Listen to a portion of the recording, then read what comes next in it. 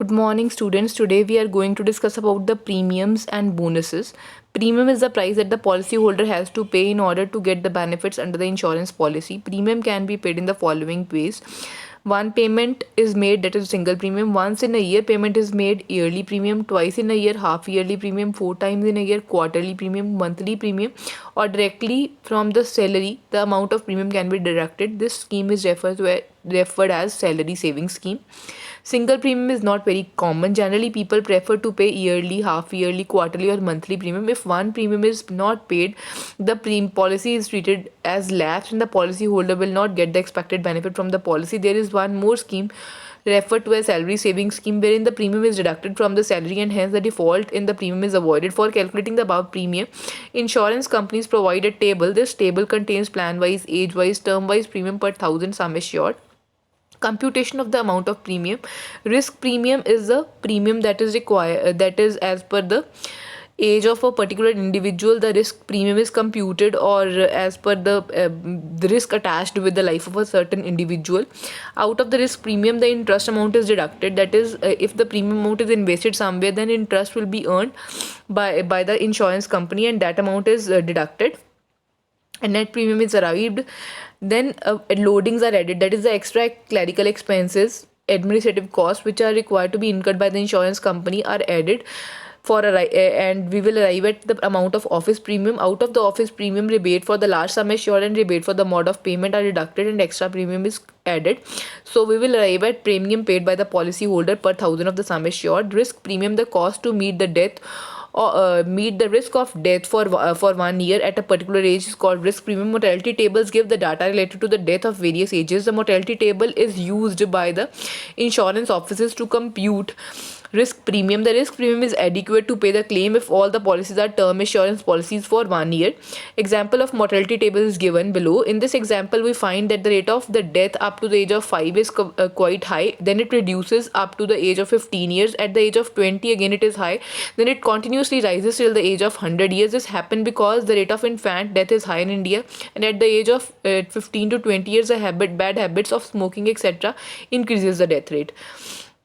Risk premium under the endowment policies. In case of endowment policies, the claim are paid on the survival after some years. So the premium is more than the risk premium to pay the survival benefit. Hence, also mortality table is used to estimate the number of the persons at a particular age surviving at the end of the term. Interest insurance company calculate risk premium on the basis of the death for the 1 year as per the mortality table, but the actual experience of the death may be different. So some portion of the risk premium is kept for the payment of the survival benefit. The balance is invested, and the interest on such investment is earned by the insurance company. To the extent of the expected interest earning, the premium is reduced. So such reduced premium is called net premium. Rebate for the large sum assured. For the large sum assured, the administrative cost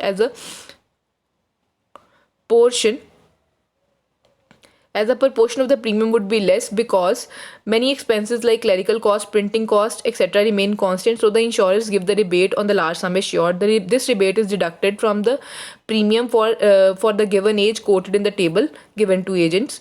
Rebate for the mode of payment. If the mode of the payment is yearly, the cost of printing, premium notice, premium note, and the other cost will be once in a year only. So this again reduces the administrative cost of the insurers. But if the mode of the payment is quarterly, the cost will be 4 times than the cost of the yearly premium. Hence, no rebate is given for the quarterly mode.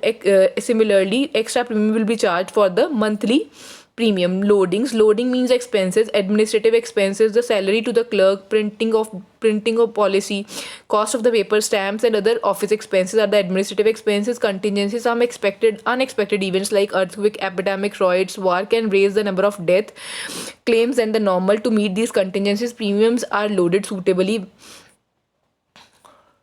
Extra premiums. In addition to the basic benefits under the policy, extra benefits such as accident benefit or premium waiver benefit is given by the insurance company. For such extra benefit, extra premium is charged. Similarly, if the life of the insured is not healthy, his job is quite risky, his habits are more prone or bad, then the extra premium is charged because of the extra risk involved.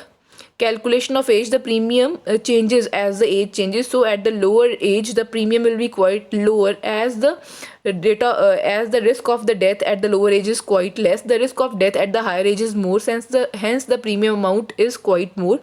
The age is always calculated at the start of the policy. The age calculated in the complete years and not in months. The methods to calculate the age are age at last birthday, or at next birthday, or age at nearest birthday. Example of the age computation: if the policy starts on 1st June 2014, the date of the birth of a person is 29th December 1971. The actual age to on 1st June 2004 less 29th December 1971 will be computed. So the actual age of the person is 32 years, 5 months and 2 days. In this case, age at the last birthday is 32 years, age at the next birthday is 33 years, and age at the nearest birthday is 32 years, because he is June born. So he is December born, at the end of the December. So he is taking policy on 1st of June. So his nearest birthday date is previous date. So the he will be so 32 years will be computed as nearest birthday date. The insurance company can follow separate methods for separate types of policies. Example, for the children policies, the age of last birthday is considered. For pension plans and the other plan, age of the nearest birthday is considered. So as we have seen earlier, the premium changes as the age changes. So if a man takes a policy at the age of 20 or for 15 years, at the first year, the premium will be lower. After 15 years, the premium will be higher, as his age will be 35. So the risk of death is almost double. However, the premium is charged in such a way that the policyholder has to pay the same premium for all the years. This is also referred to as level premium. There are two reasons for charging level premium. If the premium is charged every year as the age changes, it will be difficult for the policyholder to administer his savings. Another reason is those who drop out may be healthier than those who continue, and they may not find the need for insurance. Actuarial valuation: the insurance business is based on the some assumption of mortality, interest expenses and market conditions. If these assumptions go wrong, there will be a difficulty to run the business. Hence, there is a need to check the validity of the assumptions periodically to make sure that the business is sound. So this process is referred to as actuarial valuation. This is a specialized job and done by the actuaries. If the actuarial valuation shows the funds with the companies are more than the estimated liabilities, then this surplus is distributed among the policy holders as bonus. So the bonus is given to those policy holders who opt for with profit policy or participating policies.